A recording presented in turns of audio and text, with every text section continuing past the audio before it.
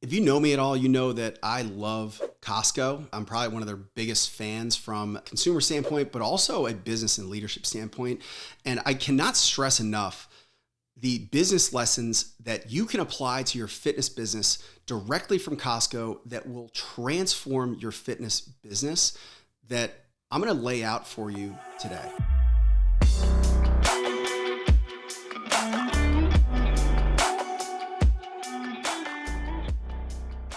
Costco, if you don't know, if you've lived under a rock or on Mars for the last 50 years, is a wholesale market where you can buy incredible high quality products at a reasonable rate at wholesale discounts. It's way better than BJ's. Don't even bring Sam's Club into the picture. Costco is in a league of its own. And if you're listening to this, Costco, I would love to be a sponsored professional. But that's beside the point. So there are 4 things that Costco does incredibly well that I've applied to my fitness business that I would encourage you to do the same to yours.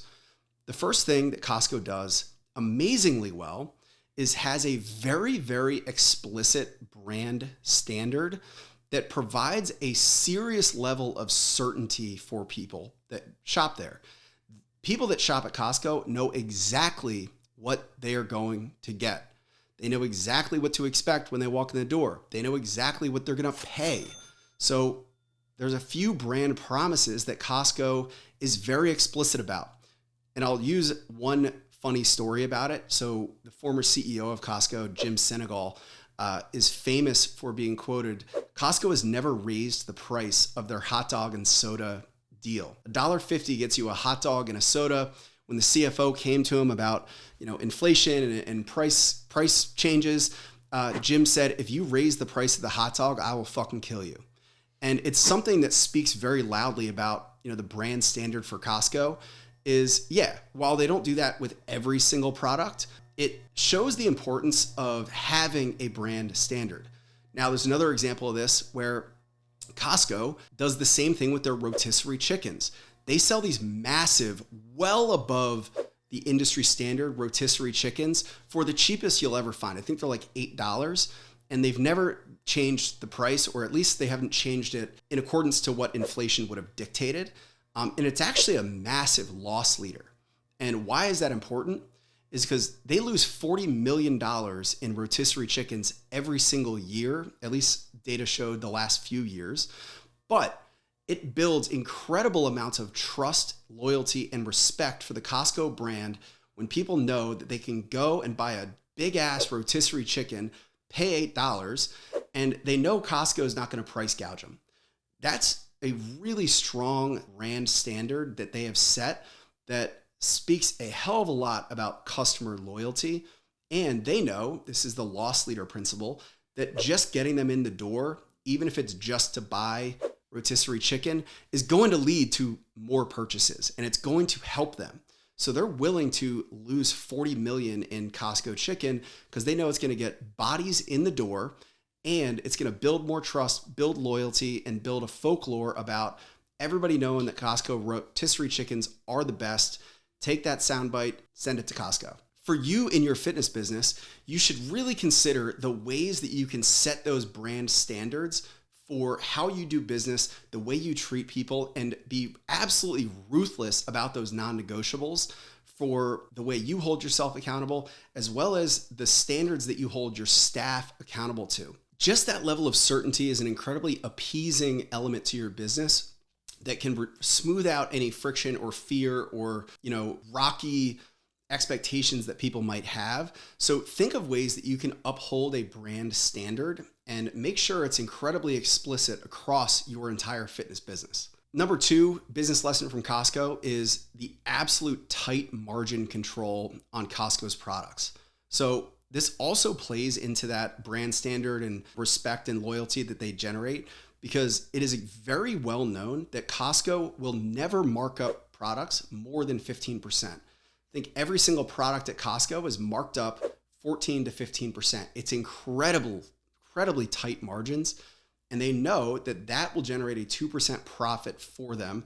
Doesn't sound like a lot in the fitness industry. This would put you out of business, but Costco knows that they don't need to overcomplicate things. They just need a 15% markup, which generates a 2% profit.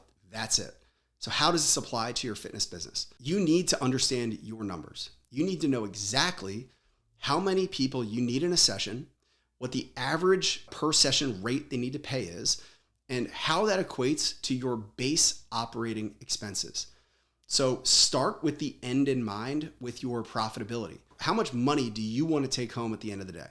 So you would work backwards from, I want to take home $10,000. So you say, all right, let's aim for a 20% profit margin. Let's get funky with the numbers here. 20% profit margin, generating $10,000 in income, means that you need to make $50,000 a month in top line revenue.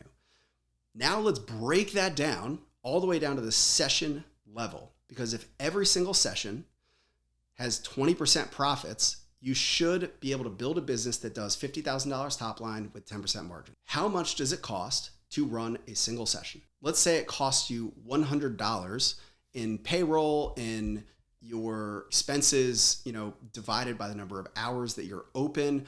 You boil that down to what's called your base operating expense per session and identify that, holy shit, it cost me $100 to run one session.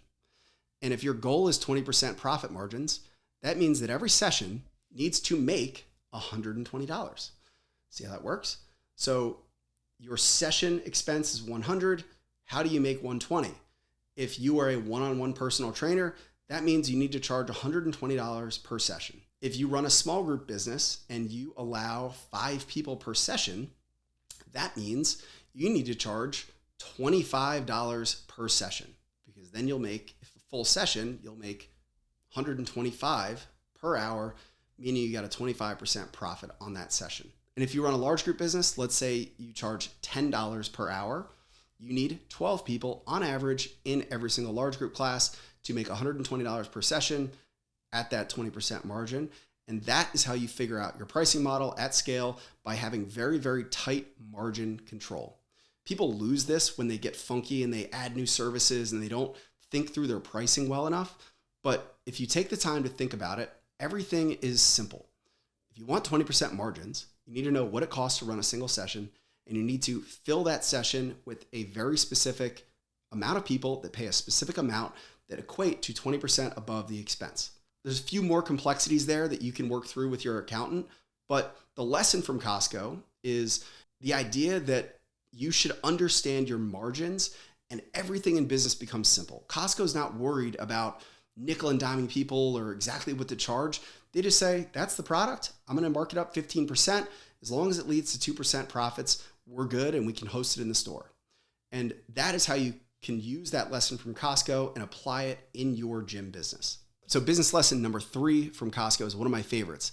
So there is a general understanding in Costco's headquarters that they want to make shopping at Costco feel like a treasure hunt. Now, if you've been to Costco, you know that they are constantly reorganizing the store. I mean, it's unbelievable how much they move their products around. And there's 2 reasons for this. One, it makes the shopping experience more engaging. When you walk in, you're not looking at the same products over and over and over. So there's this theory in consumer behavior called habituation. Some people call it banner blindness, that if you see the same thing over and over, it basically gets processed in your conscious mind. So Costco avoids this by changing what you walk into every single day. They change the layout, they change where certain items are, they change the specific items in the stores. So this is what's called a pattern interrupt, and Costco builds it into their business. So they do this by shifting things around the store. Now, they do it to avoid that habituation and banner blindness, but also they know that this is going to cause people to travel through the whole store, because people are going to say, man, either they don't know where their product is that they're looking for, so it causes them to go down more aisles and be exposed to more products, or it excites them because they're like, oh, wow, there's all this new stuff. What else is here that maybe I'm interested in? So it encourages them to expose themselves to more products because they're excited to see what other surprises lie ahead. So that's this amazing thing that Costco does. Now, how can you do this? Now, I've got an episode on running the perfect session, how I build pattern interrupts and these changes into our sessions as a part of our system. But it's as simple as changing the way you start sessions or changing the layout or the typical flow of a session. There's a theory in social psychology called a task residue. And it basically states that when we switch from task to task, for example, a client of mine coming from home with a busy, stay-at-home mom life where her kids are running around going crazy, she drops them off at school, her brain is probably going to be all over the place. Mom mode, school mode, thinking about all the things that she has to get done. When she walks into the gym, it doesn't just snap out of that.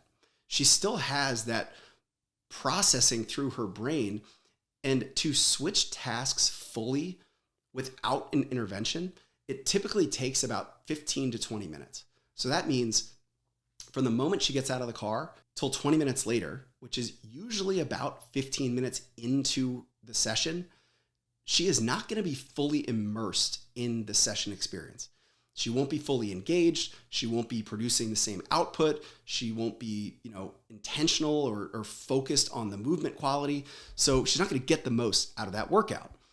Your job is to interrupt that pattern with an intervention, whether it is a noise, whether it's a session start gong or some symbol like that. Maybe it's a pattern interrupt verbally or physically, but you can also do it by just saying, instead of starting the session with foam rolling and on the floor with stretching, saying, hey, today's session, we're going to start on the back wall today. Boom. You've immediately provided an intervention that serves as a pattern interrupt that is just slightly jarring enough that she's like, oh, wow. And then she's in.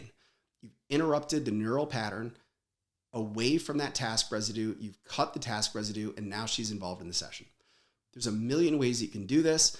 If you go to my website, I have a document called the pattern interrupts, and you can see how you can utilize pattern interrupts just in any of your interactions with clients, whether it's a different handshake, whether it's a different verbal greeting, whether it's a song or movement pattern, or just surprising comment or humor.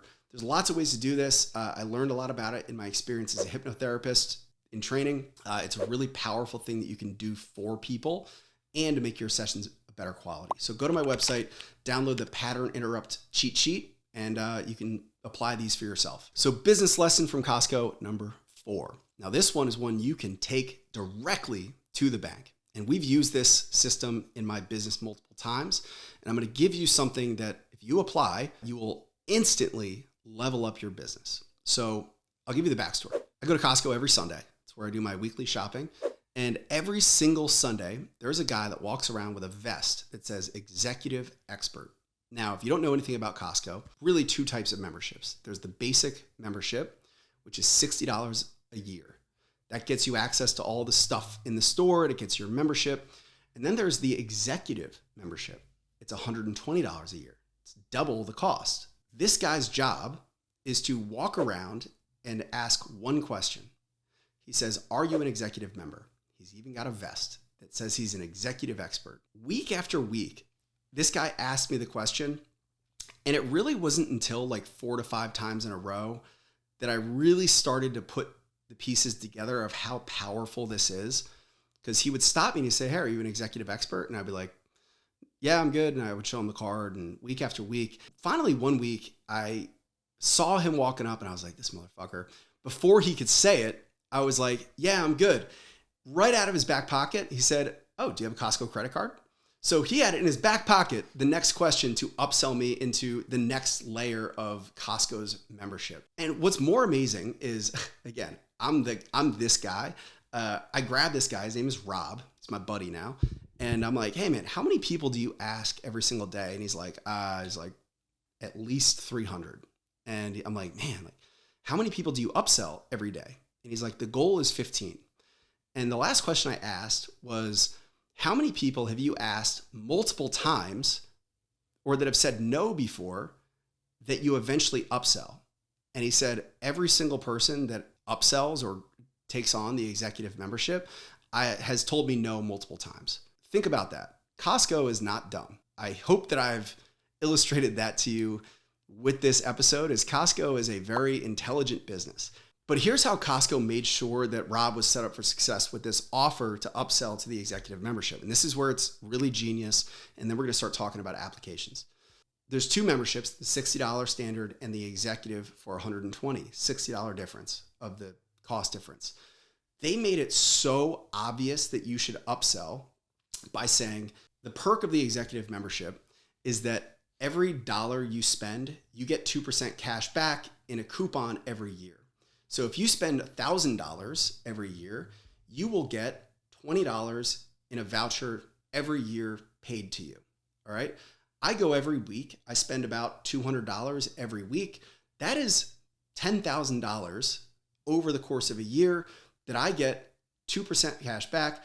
I get about $200, $250 in vouchers every year. That far exceeds that $60 that I invest in the executive membership.